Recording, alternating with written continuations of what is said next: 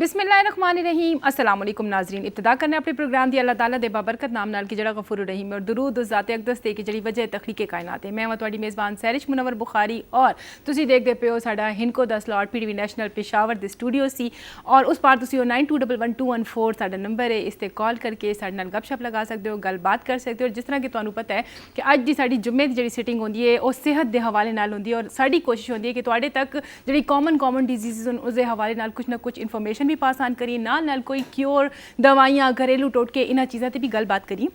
और इस हवाले नाल तुसीं मुख्तलिफ जुम्मे दी नशिस्तां दे विचकार साडे नाल डॉक्टर साहब नूं देखदे रहिंदे हो। यकीनन कोई नवीं हस्ती पर्सनैलिटी नहीं है तुहाडे नाल बहुत फैमिलियर होन, तुसीं उन्हां नूं पहचानदे हो। असीं अपने प्रोग्राम विच वेलकम कैसी हैं डॉक्टर मोहम्मद अरशद अवान साहब नूं, होम्योपैथिक दे डॉक्टर। अस्सलाम वालेकुम सर।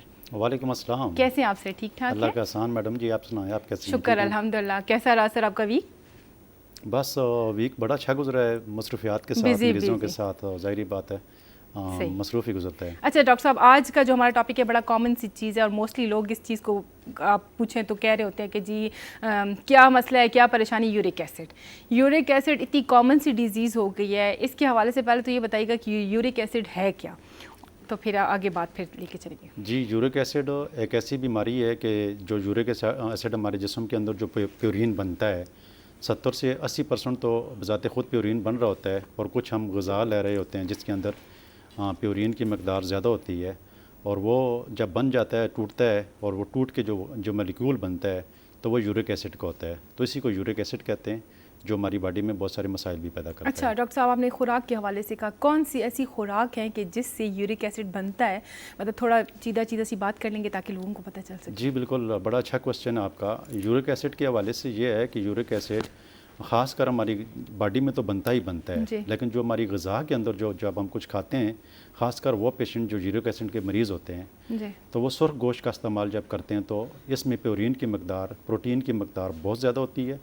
तो सुर्ख गोश्त खाने की वजह से सुर्ख गोश्त में कलेजी भी आ जाती है, मग़ज़ भी आ जाता है, तो बड़ा गोश्त जो आ जाता है रेड मीट, तो रेड मीट जिसको कहते हैं। तो जब वो कोई शख्स खाता है या यूरिक एसिड का मरीज़ खाता है जिसको यूरिक एसिड हो जाता है तो उसके लिए वो नुकसान का बायस बनता है। आमतौर पर तो ये होता है कि जब यूरिक एसिड बनता है तो वो गुर्दों के ज़रिए पेशाब के रास्ते से खारिज हो जाता है, लेकिन जो यूरिक एसिड का पेशेंट होता है तो इस तरह की ग़िज़ाएँ जब खाता है तो वो यूरिक एसिड उसकी बॉडी के अंदर मुख्तलिफ़ जगहों के ऊपर जम होना शुरू हो जाता है, जिसके बाद बहुत सारे मसाइल पैदा होते हैं। इसके अलावा लोबिये के अंदर और दालों के अंदर यूरिक एसिड जो प्यूरिन है, प्रोटीन जो होती है वो बहुत ज़्यादा मकदार में पाई जाती है। तो अगर यूरिक एसिड का मरीज़ वो इस्तेमाल करेगा तो यकीनी तौर पर उसका यूरिक एसिड बढ़ेगा।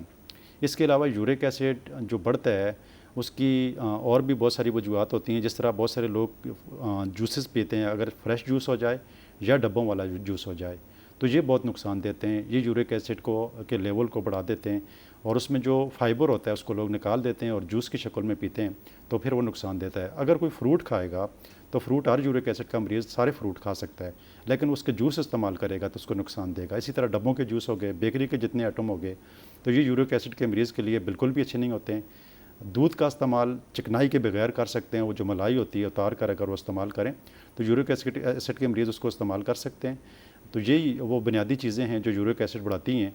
अगर इससे यूरिक एसिड के मरीज़ इज्तनाब करेंगे, इससे परहेज़ करेंगे, इसका इस्तेमाल कम से कम करेंगे तो यकीनी तौर पर उनको किसी भी किस्म की कोई दवाई भी नहीं खानी पड़ेगी और यूरिक एसिड जो है उनका बॉडी में जो है वो जितना बनता है वो उतना ही रहेगा, नॉर्मल रहेगा, उसकी मकदार बढ़ेगी ही नहीं हो। तो यूरिक एसिड के मरीज़ों को ये एहतियात लाजमी करनी चाहिए। डॉक्टर साहब, जितनी चीज़ें आपने बताई हैं मोस्टली तो लोग कॉमनली यही चीज़ें खाते पीते हैं और घरों की रूटीन भी ऐसी होती है कि जैसे लोबिया हो गया, गोश्त, बहुत हम जो खैबर पख्तूनख्वा के लोग हैं हम गोश्त के हवाले से थोड़ा ज़्यादा चूज़ी हैं, हम सब्ज़ी और इन चीज़ों को इतना फोकस नहीं करते। हमें अच्छा लगता है कि हम गोश्त खाएँ, वो चाहे किसी भी फॉर्म में हो, वाइट मीट है या रेड मीट है या, तो मतलब बहुत ज़्यादा इन चीज़ों पे फोकस होता है। और आपने जो चीज़ें बता दी, आपने 90% हमारे जो खाने की वो रूटीन है उसको पूरा डिस्टर्ब कर दिया। आप ये बताइएगा कि अगर कोई बंदा ये चीज़ें खा भी रहा है तो उसको एहतियात क्या करनी चाहिए कि उसका यूरिक एसिड नॉर्मल रेंज में रहे? यही देखें, बुनियादी तौर पर इंसान की बॉडी के अंदर अगर कोई मसला पैदा हो जाता है तो उसके लिए लाइफस्टाइल जो है उसको थोड़ा तब्दील करना पड़ता है।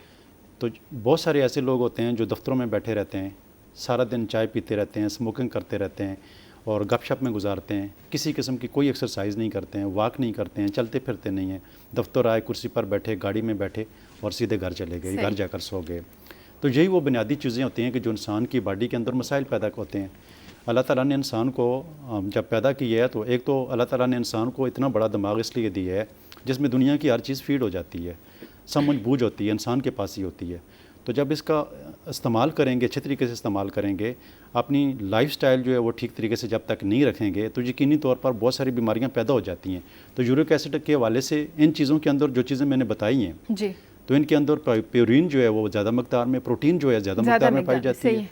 तो ये यूरिक एसिड वाले मरीज़ों को जो है खाने के लिए इसके अलावा और भी बहुत सारी चीज़ें हैं, जैसे कि फ्रूट में मैंने बताया है, फ्रूट इस्तेमाल कर सकते हैं, सारा फ्रूट इस्तेमाल कर सकते हैं, लेकिन उसका जूस नहीं इस्तेमाल करना है। जब जूस इस्तेमाल करेंगे तो उसका फाइबर निकल जाएगा तो उनका यूरिक एसिड खामखा हर सूरत में जो है वो ज़्यादा होगा। इसी तरीके से सुर्ख गोश्त यानी बड़ा गोश्त खाने के बजाय वो छोटा गोश्त, बकरे का गोश्त इस्तेमाल करेंगे तो यकीनी तौर पर उनका यूरिक एसिड उस लेवल से नहीं बढ़ेगा। इसी तरीके से दूध का इस्तेमाल करने के लिए उसका भी मैंने तरीका बताया है कि मलाई हटा दें, चिकनाई हटा दें और दूध का इस्तेमाल कर सकते हैं, उनको इतना नुकसान नहीं देगा। साथ में मछली वगैरह, वाइट मीट, मतलब फिश जो है, खासकर जो समंदर के अंदर जो चीज़ें भी बनती हैं और हमारी खुराक के अंदर आती हैं तो इन सब के अंदर प्रोटीन जो है वो शामिल होता है। तो ये यूरिक एसिड के लिए अच्छा नहीं होता है, तो उसको बंद रखना चाहिए। तो बाकी खाने के लिए तो बहुत कुछ है, सब्जियाँ हैं, सारी हैं, छोटा गोश्त है और बहुत सारी चीज़ें जो रोज़ाना की बुनियाद के ऊपर खाते हैं। तो दालें और गोश्त अगर बंदा अपनी जिस मरीज़ को यूरिक एसिड हो जाता है तो वो अगर दालें और गोश्त अपनी लाइफ से निकाल देगा, उसको कम कर देगा तो उसकी लाइफ जो है वो बढ़ जाएगी, उसकी बीमारियां कम हो जाएंगी। अगर नहीं करेगा तो क्या होगा, फिर बाद में जब हम इस ये प्रोग्राम सुनने वालों के लिए मैं ज़रूर बताऊंगा कि इसके नुकसानात क्या होते हैं। सही है सर, पहले नुकसानात पे हम बाद में जाएंगे, अलामात की बात पहले करते हैं कि एक बंदे को पता कैसे चलेगा कि उसको यूरिक एसिड है और वो क्या अलामात होंगी कि जिससे वो इस चीज़ की तशख़ीस कर सकेगा और उसको चाहिए होगा कि वो डॉक्टर को कंसल्ट करे। बिल्कुल, आपका बड़ा अच्छा क्वेश्चन है और बहुत सारे ऐसे लोग हैं, बहुत सारे ऐसे मरीज़ हैं, बहुत सारे हमारे ऐसे बुज़ुर्ग हैं जिनको यूरिक एसिड का मसला तो है लेकिन उनको पता ही नहीं है कि उनको वो टेस्ट कराने की ज़रूरत नहीं कराते हैं। तो ये वही बुनियादी अलामात होती हैं जिसके ऊपर डॉक्टर टेस्ट लिख देता है। सही। जैसे कि यूरिक एसिड का जो सबसे बड़ा सिम्टम पैदा होता है वो पाँव की अंगूठा, ये बिल्कुल सुर्ख हो जाता है, इसमें सोजन हो जाती है, इसमें दर्द होना शुरू हो जाता है। अब ये ज़रूरी नहीं है कि जितने भी मरीज़ हैं, तकरीबन 70% मरीज़ों को पाँव का अंगूठा जो है इसके ऊपर अटैक होता है और इसके अंदर यूरिक एसिड के क्रिस्टल जम होते हैं तो पाँव का अंगूठा जो है ये सूज जाता है, इसमें सूजन पैदा हो जाती है, इसमें दर्द हो जाता है। पहला सिम्टम इसका पाँव के अंगूठे के अंदर पैदा होता है। अब ये ज़रूरी नहीं है कि जितने भी मरीज़ हैं उनको पाँव के अंगूठे के ऊपर ही, उनको जोड़ों के अंदर भी हो सकता है, उनको कलाई के अंदर भी हो सकता है, उनको हाथों की उंगलियों के अंदर भी हो सकता है। तो उसमें रेडनेस पैदा होगी, उसके अंदर सख्ती पैदा हो जाएगी और उस सख्ती के साथ दर्द होगा। जब सुबह उठेंगे तो इतनी सख्ती होगी कि वो अपने हाथ नहीं हिला सकेंगे, मूवमेंट नहीं कर सकेंगे। तो ये यूरिक एसिड की जो बुनियादी अलामत होती है, जोड़ों के अंदर दर्द होता है और इसके अलावा गुर्दों के अंदर प्रेशर पैदा हो जाता है, गुर्दों के अंदर मसाइल पैदा हो जाते हैं, पेशाब में तकलीफ़ें शुरू हो जाती हैं। तो ये उसकी बुनियादी सिम्टम जो होती हैं, यही जोड़ों का दर्द और गुर्दों के अंदर थोड़ा सा दबाव या बोझ हो सकता है। सही। अच्छा डॉक्टर साहब, रेंज के हवाले से बताइएगा कि यूरिक एसिड की नॉर्मल रेंज क्या है और नॉर्मल रेंज से किस हद तक ये बढ़ेगा तो फिर हमें डॉक्टर के पास कंसर्न करना ज़रूरी हो जाएगा। जी बिल्कुल, ये भी बड़ा ज़रूरी है कि हर बंदे को पता होना चाहिए कि यूरिक एसिड, अभी यूरिक एसिड बहुत सारे मरीज़ कहते हैं कि हमें यूरिक एसिड है, हालांकि यूरिक एसिड एक लिमिट में हर इंसान की बॉडी के अंदर पाया जाता है। जैसे ही यूरिन टूटते हैं तो इंसान की बॉडी के अंदर यूरिक एसिड पैदा होता है और यूरिक एसिड जो है वो गुर्दों के ज़रिए खारिज हो जाता है। अब इसकी नॉर्मल रेंज जो है मर्दों में जो होती है ये 3.4 से लेके 7 मिलीग्राम पर डिसीलीटर होता है और औरतों के अंदर जो होता है ये 3.4 से लेकर 6 मिलीग्राम फी डिसीलीटर होता है। तो ये इसकी नॉर्मल और होती है। अगर इससे बढ़ जाए, अगर मर्दों में 7 से ऊपर हो जाए तो वो समझ लें कि वो यूरिक एसिड के पेशेंट हो गए। तो फिर उनको चाहिए कि वो अपना होम्योपैथिक इलाज करवाएं। सही है। और सारी ज़िंदगी दवाएं ना खाएं, बल्कि होम्योपैथिक इलाज से जब ये ठीक हो जाए तो उसके बाद बहुत सारे मरीज़ जो मुस्तकिल ठीक हो जाते हैं तो वो फिर दवाएँ भी खा सकते हैं। और इसी तरह औरतों में जब 6 से ऊपर जब बढ़ जाता है तो फिर उसके बाद ये तकलीफ़ें भी शुरू हो जाती हैं और इसको फिर मेंटेन करना, इसको नॉर्मल रखना भी बहुत ज़्यादा ज़रूरी हो जाता है। अच्छा डॉक्टर साहब, होम्योपैथिक के इलाज की तरफ तो आएंगे, लेकिन पहले ये बताइए कि नॉर्मल एहतियाती तदाबीर यूरिक एसिड के मरीज़ों के लिए क्या हो सकती है, क्या मतलब उनको तदाबीर करनी चाहिए कि जिससे वो इस बीमारी से जल्दी आफाका उनको हो सके। हाँ, ये बहुत अच्छी बात है। और उससे पहले मैं ये बता दूँ कि यूरिक एसिड जब बढ़ जाता है बॉडी के अंदर तो उसके बाद उसकी जो बीमारियाँ पैदा हो जाती हैं, जैसे कि गाउट का मसला पैदा हो जाता है, यानी कि जोड़ों के दर्दों का मसला पैदा हो जाता है। वैसे डॉक्टर साहब माजरत के साथ जोड़ों के दर्दों के हवाले से आप बात कर रहे हैं, लेकिन मोस्टली लोग जो ये शार्टिका और इस तरह के मसाइल, मतलब क्या ये इसी वजह से होते हैं? अक्सर लोग कहते हैं, कई लोगों के मैंने देखे हैं पाँव का वो एक साइड से बाहर निकला होता है हड्डी, और वो भी कहते हैं कि यूरिक एसिड ज़्यादा होने की वजह से। शायद हो सकता है कि ऐसा ना हो, लेकिन थोड़ा इस चीज़ को भी वो करिए। ऐसा होता है कि जैसे कि आपने कहा कि शैटिक पेन या कमर का दर्द और नीचे पाँव तक जो दर्द आ जाता है, यूरिक एसिड अगर हो तो उसको देखा जाता है, उसको भी मेंटेन किया जाता है, लेकिन ये अलग से एक बीमारी होती है। जिस तरह के शैटिक नर्व होती है वो डैमेज हो जाती है या उसके ऊपर प्रेशर आ जाता है, तो उसकी वजह से ये कमर का दर्द और साथ में जिसको हमारी आम ज़बान में अरकन नसा भी कहा जाता है, तो वो यूरिक एसिड की वजह नहीं होती है, बल्कि वो शैटिक नर्व के प्रॉब्लम की वजह से ये पेन पैदा हो जाता है। और यूरिक एसिड की वजह से एड़ियों में दर्द हो सकता है, टखनों में दर्द हो सकता है, जोड़ों में दर्द हो सकता है। इसके अलावा यूरिक एसिड के साथ जो रिलेटेड बीमारी है वो सबसे बड़ी बीमारी जो है वो किडनी से रिलेटेड है। किडनी के अंदर इसके क्रिस्टल बनना शुरू हो जाते हैं, स्टोन बनना शुरू हो जाते हैं, और अगर कोई शख्स इसकी एहतियात नहीं करता है, इसका ठीक तरीके से इलाज नहीं करवाता है, इसकी परवाह नहीं करता है, सारी चीज़ें खाते हैं, तकलीफ साथ में बर्दाश्त करता है, लेकिन कोई भी बीमारी आहिस्ता आहिस्ता जब बढ़ती रहती है तो बढ़ने के साथ साथ उसके मसाइल ये पैदा होते हैं कि मैं अपनी क्लिनिक के अंदर रोज़ाना की बुनियाद के ऊपर ऐसे मरीज़ देखता हूँ जो यूरिक एसिड की वजह से जो उनके अंदर किडनी स्टोन बन जाते हैं यूरिक एसिड के, और वो खारिज नहीं होते हैं, तो उसकी वजह से उनके किडनी फेल भी हो जाते हैं। तो बहुत सारे मसाइल इससे पैदा हो जाते हैं। तो इसलिए लाइफस्टाइल तब्दील करना और यूरिक एसिड के असूलों को समझना कि भाई यूरिक एसिड जो हमारी बॉडी के अंदर पैदा हो चुका है तो इसका कैसे इलाज करना चाहिए, इसको कैसे ठीक करना चाहिए। और किसी को भी, हमारे बुज़ुर्ग को, हमारी माँ बहनों को, किसी को भी यूरिक एसिड का मसला है तो उसके ऊपर ज़रूर फोकस करना चाहिए। इसके लिए एहतियाती तदाबीर जो है, जैसे कि मैंने बताया है, गोश्त का इस्तेमाल, दालों का इस्तेमाल, फ्रेश जूस का इस्तेमाल, डब्बों के जूसों का इस्तेमाल, बेकरी का इस्तेमाल, ये फ़ौरी तौर पर कम कर देना चाहिए, बंद कर देना चाहिए, कम से कम मकदार में इस्तेमाल करना चाहिए। अभी बाज़ औक़ात ऐसा होता है कि कोई शख्स, इंसान की ज़िंदगी होती है ना, तो ज़िंदगी को तो एंजॉयमेंट करना चाहिए, खुश रहना चाहिए। तो बाज़ औक़ात ऐसा होता है कि इंसान किसी गमी में जाता है, किसी खुशी में जाता है, किसी शादी में जाता है, तो वहाँ पर अगर ये डाइट तोड़ भी दी जाए तो इतना फ़र्ज़ नहीं होता है, फ़र्क नहीं पड़ता है। लेकिन अगर आप घर के अंदर भी इसी तरीके से रोज़ाना की बुनियाद के ऊपर ये चीज़ें खाएंगे, बदपरहेज़ी करेंगे, हर चीज़ खाएंगे, तो यकीनी तौर पर आपकी बॉडी के अंदर यूरिक एसिड की वजह से जो मसाइल पैदा होते हैं, जो प्रॉब्लम पैदा होती हैं, वो रोज़ बरोज़ बढ़ती जाएंगी। और ऐसा भी होता है कि ये जोड़ जो हैं अक्सर बहुत सारे मरीज़ों के टेढ़े हो जाते हैं, उनके लिए चलना फिरना मुश्किल हो जाता है। तो अभी खुराक आप करेंगे, आप बदपरहेज़ी करेंगे, आप यूरिक एसिड के असूलों के ख़िलाफ़ चलेंगे, आप अपना लाइफस्टाइल चेंज नहीं करेंगे, तो यकीनी तौर पर आपकी बॉडी के अंदर बहुत सारी बीमारियां बढ़ जाएंगी और आपके लिए वो एक मुश्किलात का सबब बन जाती हैं। जी डॉक्टर साहब, यकीनन हमारे व्यूवर्स को जो आपने मालूमात दी है उससे फ़ायदा होगा और समझ भी आ रही होगी। अब थोड़ा सा हम होम्योपैथिक के इलाज की तरफ जाते हैं। एलिपैथी में तो इसका बहुत इलाज है, जैसे कि आपने कहा स्टोन्स बन जाना किडनीज़ में, उसके लिए लेज़र ट्रीटमेंट्स हैं और बहुत सी ट्रीटमेंट्स हैं, ऑपरेट भी करते हैं और बहुत सी चीज़ें होती हैं। आप ये बताइएगा कि होम्योपैथिक में इसका क्या इलाज है, क्या क्योर है और कितने टाइम में अफाका हो सकता है? जी, होम्योपैथिक के हवाले से आपने बेहतरीन क्वेश्चन किया है, और इसका जवाब देते हुए मुझे बड़ा अच्छा भी लगता है और बड़ा मज़ा भी आता है। उसकी बुनियादी वजह यह है कि लोग ये समझते हैं कि होम्योपैथिक इलाज जो है ये बड़ा देर पा इलाज है, बड़ा टाइम लेता है और बड़ी मुश्किल से मरीज़ ठीक होते हैं। हालांकि ऐसा नहीं है। वक्त के साथ साथ क्लिनिकल तजर्बात के साथ बहुत सारे डॉक्टर ऐसे मैंने देखे हैं जिनके पास मरीज़ ठीक होते हैं। सारा दिन मेरे पास होम्योपैथिक डॉक्टरों के पर्चे आते रहते हैं, वो भी मैं देखता रहता हूँ। मैं ख़ुद भी क्लिनिक में बहुत सारी मेडिसिन प्रिस्क्राइब करता रहता हूँ और मैं देखता हूँ कि विद इन 20 डेज़ के अंदर भी हमें रिज़ल्ट मिलते हैं। सही। जैसे कि यूरिक एसिड स्टोन की वजह से बहुत सारे मरीज़ परेशान आते हैं और उनके किडनी के अंदर काफ़ी स्टोन बन जाते हैं, जिसकी वजह से फिर इन्फेक्शन हो जाता है। उनके यूरिन के अंदर जो है वो पस सेल आना शुरू हो जाते हैं, रेड सेल आना शुरू हो जाते हैं, इन्फेक्शंस बन जाते हैं। तो जब इसकी मेडिसिन सही प्रिस्क्राइब की जाती है, वेल सिलेक्टेड मेडिसिन होती है, तो फौरी असर करती है। और उसके अंदर जो स्टोन होते हैं, तो स्टोन तोड़ के जो है, जितना बड़े से बड़ा स्टोन भी हो, इवन 30 ml तक, 20 ml तक, 16 mm तक, 10 mm तक, जिस साइज़ का स्टोन भी होता है, तो हमारी मेडिसिन उसको तोड़ के रेज़ा करके गुर्दे से पेशाब के ज़रिए निकाल देती है और वो बहुत सारी तकलीफ़ों से मरीज़ बच जाते हैं। सही। ना उनको किसी सर्जरी की तरफ जाना पड़ता है, ना किसी और इलाज की तरफ जाना पड़ता है, बल्कि जो लोग होम्योपैथिक के ऊपर एतमाद करते हैं, यकीन करते हैं। लेकिन बदनसीबी से एक रिसर्च ये कहती है, जो मैंने स्टडी की और रिसर्च ने ये बताया कि इस वक्त पाकिस्तान के अंदर ही नहीं दुनिया में तकरीबन 18% ऐसे लोग हैं जो होम्योपैथिक के ऊपर पूरा यकीन करते हैं। सही। और ये 18% जो हैं ये बहुत कम तादाद है।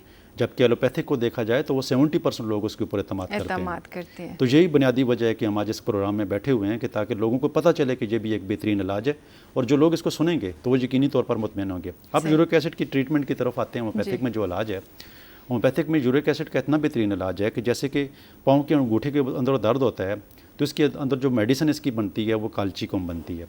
अब काल्चिकम का इस्तेमाल जब किया जाता है तो वो पहले दिन, दूसरे दिन, तीसरे दिन, 3-4 दिन जब मरीज़ इस्तेमाल करता है जी, तो उसका यूरिक एसिड जो है वो पहले ही 3-4 दिन में नॉर्मल होना शुरू हो जाता है। और अगर वो पूरी तरीके से वो डाइट करता है, वो एक्सरसाइज भी करता है पेशेंट, वो बदपरहेज़ी भी नहीं करता है, वो गोश्त का इस्तेमाल, लोबिये का इस्तेमाल, दालों का इस्तेमाल, फ्रेश जूसेस का इस्तेमाल, डब्बों के जूसेस का इस्तेमाल बंद कर देता है जी, तो पहले ही 3-4 दिन में उसका यूरिक एसिड नॉर्मल हो जाता है। ये नहीं है कि उसको 6 महीने इंतजार करना पड़ेगा कि मेरा यूरिक एसिड नॉर्मल होगा, तो फिर तो वो पेशेंट डॉक्टर के पास आएगा ही नहीं दोबारा। वो कहेगा ये तो काम ही नहीं करती, दवाई काम। हालांकि ऐसा नहीं है, बिल्कुल ठीक करती है। लेडियम पाल इसके लिए बहुत अच्छी है, टीका यूरिन एसिस की मेडिसिन आती है। बहुत सारी ऐसी मेडिसिन हैं जो मरीज़ के सिम्टम्स को देख कर, उसकी मजाज को देख कर, उसके बॉडी के स्ट्रक्चर को देख कर, उसके फेस के स्ट्रक्चर को देखकर और उसके सिम्टम्स को देखकर प्रिस्क्राइब की जाती है। वरना अगर पॉसिबल होता तो मैं अपने व्यूअर्स के लिए पूरा यूरिक एसिड की जितनी भी ट्रीटमेंट है तो मैं यहाँ पर इस प्रोग्राम में ही बता देता। लेकिन उसकी जो मोटी मेडिसिन है, जैसे कि मैंने बताया काल्चिकम है, जैसा कि टीका यूरिनस है, जैसा कि लाइकोपोडियम है, जैसा कि सिम्टम्स के मुताबिक मेडोरेनियम है, जब स्वेलिंग हो जाती है तो बतौर एंटीबायोटिक मेडोरेनियम का इस्तेमाल किया जाता है। तो इस तरह बहुत सारी मेडिसिन है जो कि यूरिक एसिड के लिए इस्तेमाल करवाई जाती हैं, और यूरिक एसिड बहुत सारे मरीज़ों का मुस्तकिल बुनियादों के ऊपर होम्योपैथिक मेडिसिन क्यूर कर देती है। जी डॉक्टर साहब, आपने बताया कि बहुत से मरीज़ों को जो है तो स्टोन्स का इशू हो जाता है यूरिक एसिड की वजह से। तो स्टोन्स की तो जाहिर सी बात है मुख्तलिफ साइज़ होते हैं। आप बताइएगा कि नॉर्मल मरीज़ के जो स्टोन है वो डिस्कार्ड होने में कितना टाइम लगता है, या होम्योपैथिक की दवा से कितने टाइम में वो इस चीज़ से जो है तो वो सेटल्ड हो सकता है? हाँ मैडम, बहुत अच्छा सवाल किया है। मैं अपनी क्लिनिक में डेली की बुनियाद के ऊपर किडनी स्टोन के हवाले से लोगों के अंदर बहुत ज़्यादा अवेयरनेस है और बहुत सारे लोगों को होम्योपैथिक इलाज के ऊपर एतमाद है। तो मैं देखता हूँ बहुत सारे ऐसे मरीज़ होते हैं जो तकरीबन 60-70% मरीज़ जो होते हैं वो पहले ही 2-3 महीने के अंदर अंदर ठीक हो जाते हैं, जिनका स्टोन खासकर 10 mm से लेकर 15 mm तक होता है, ट्यूब टूट कर निकल जाता है। अब स्टोन का साइज से ज़्यादा भी होता है। सही। हमारे पास क्लिनिक में जो आते हैं 18 mm, 20 mm, 30 mm और 35 mm तक भी स्टोन किडनी के अंदर बन जाते हैं और इतने बड़े हो जाते हैं। सही। तो उनको फिर टूटने में टाइम लगता है। तो ये तकरीबन 3 से 9 महीने ऐसे स्टोन के भी जो हैं वो, अगर जो स्टोन टूट जाएगा, जो रोज़ा होगा तो वो निकल जाएगा। जो स्टोन टूटेगा नहीं, जो रोज़ा नहीं होगा, बाज़ मरीज़ों को ऐसा होता है कि जो नहीं टूटते हैं किसी भी सूरत में, किसी भी दवाई से हम बड़ी कोशिश करते हैं तो ऐसे हमें 10 से 15% पेशेंट मिलते हैं। बाकी 70-80% पेशेंट जो हैं उनके स्टोन जो हैं होम्योपैथिक की दवाई से टूट कर निकल जाते हैं। अच्छा डॉक्टर साहब, थोड़ा सा मैं इस हवाले से पूछूंगी कि ये जो इलाज है कितनी एज से स्टार्ट होकर कितनी एज तक होता है? क्योंकि मोस्टली मैंने ये देखा है कि किडनी से इफेक्टेड जो मरीज़ होते हैं तो वो अक्सर 60+ या 70+ अगर कोई बूढ़ा खातून या मर्द होता है तो वो उसको ऑपरेट नहीं करते, वो उसको लेज़र ट्रीटमेंट पे भी नहीं डालते कि इसकी एज फैक्टर है और रिकवरी मुश्किल होगी, और इस हवाले से वो नहीं। आप ये बताइएगा कि होम्योपैथिक में वो क्या रेंज है एज की कि जिसमें आप ये इलाज कर सकते हैं और अफाका भी होता है? जी, होम्योपैथिक में अगर कोई 5 साल का बच्चा हमारे पास आ जाए या 70 साल का बुज़ुर्ग आ जाए, किसी भी एज में इसकी ट्रीटमेंट मुमकिन है। एज से रिलेटेड इसमें कोई भी ऐसा मसला नहीं है कि किसी एज में इसकी ट्रीटमेंट नहीं हो सकती है। अगर 1 साल का बच्चा भी आ जाए, वैसे देखने में नहीं मिलता है लेकिन एक मिसाल दे रहा हूँ कि अगर आ जाए तो ट्रीटमेंट उसकी जो है मुमकिन है। देखने में 30 साल से ऊपर ही ज़्यादातर लोग नज़र आते हैं जिनके यूरिक एसिड के मसाइल होते हैं, फिर 40 साल से उसके ज़्यादा मिलते हैं, फिर 50 साल के ज़्यादा, उससे ज़्यादा हो जाते हैं। तो ये बड़ी उम्र के ज़्यादातर लोग इसके मिलते हैं जिनको यूरिक एसिड की वजह से मसाइल होते हैं, और यूरिक एसिड की वजह से जो लोग इसकी लापरवाही करते हैं, जो परवाह नहीं करते हैं, जो इसका इलाज नहीं करवाते हैं, जिसके एहतियाती तदबीर नहीं करते हैं, तो उनकी बॉडी में जो मसाइल पैदा होते हैं वो काफ़ी ख़तरनाक मसाइल होते हैं, जो जानलेवा भी होते हैं, और जो उनके जोड़ों के मसाइल और उनके किडनी के बहुत सारे मसाइल, दिल के मसाइल और भी बॉडी के अंदर मसाइल पैदा हो जाते हैं। जिसकी वजह से उनको काफ़ी परेशानी उठानी पड़ती है। जी डॉक्टर साहब, थोड़ा बस सिंपल एंड में थोड़ा सा मैं आपसे पूछूंगी कि मैंने थोड़ा सा जितना आप, क्योंकि जाहिर सी बात है टॉपिक आप भेजते हैं तो हम भी थोड़ा सा उस पर पढ़ लेते हैं कि हमें पता हो कि हमें डॉक्टर साहब से सवाल क्या ऐसा पूछने हैं ही है। ताकि हमारे व्यूवर्स तक एक अच्छी इन्फॉर्मेशन जा सके। इस हवाले से पानी का क्या अमल होगा इस सारी ट्रीटमेंट में, क्योंकि मैंने जितना वो नेट पे पढ़ा उस पर पानी के हवाले से बहुत ज़्यादा लिखा था कि पानी का इस्तेमाल बहुत ज़रूरी है और बहुत ज़्यादा ज़रूरी है। तो मतलब इस थोड़ा सा बहुत, क्योंकि शार्ट सा टाइम है हमारे प्रोग्राम का, इस पर थोड़ी सी बात करते हैं। हाँ मैडम, शुक्रिया, बहुत शुक्रिया आपका कि आपने बहुत अच्छा क्वेश्चन रेज़ किया जो मुझसे मिस हुआ। जो किडनी स्टोन के हवाले से या यूरिक एसिड के हवाले से या किडनी का कोई भी मामला हो, अगर बॉडी के अंदर कहीं भी स्वेलिंग नहीं है तो फिर उस सूरत में हर मरीज़ को चाहिए, और ख़ासकर यूरिक एसिड के मरीज़ को तो चाहिए कि वो पानी का इस्तेमाल जितना ज़्यादा कर सकते हैं उतना ही ज़्यादा उसके लिए अच्छा होगा।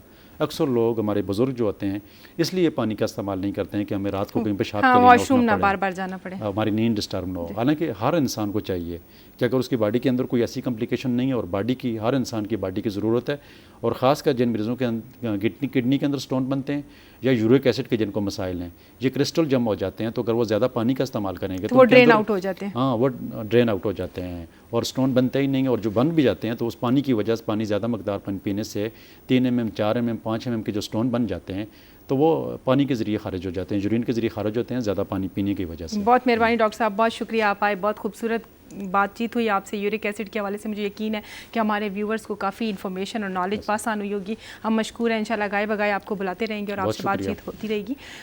जी व्यूवर्स, जिस तरह कि आपको पता है हमारे प्रोग्राम का टाइम इतना ही था, और जी तुसी देखते पे हो हिनको स्लॉट साडा PTV नेशनल पेशावर स्टूडियो सी। मैं सैरिश मुनव्वर बुखारी तुहाडे नाल मौजूद है। इंशाल्लाह जिंदगी रही तो तुहाडे नाल मुलाकात होंदी रही। तां तक अल्लाह निगहबान।